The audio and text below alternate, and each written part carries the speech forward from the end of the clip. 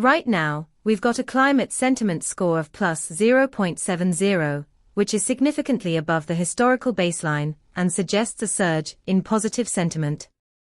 This spike is particularly interesting given that momentum is currently at minus 0.48, indicating that while sentiment is strong, there's a notable pullback in engagement over the last 24 hours. The API also clusters this data into 20 distinct semantic themes, allowing you to dive into specific areas of interest.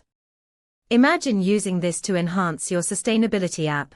By integrating our Climate Sentiment API, you could tailor content and recommendations based on real-time sentiment shifts. To explore how to implement this in your projects, check out pulsebit.loj enterprise.com/docs.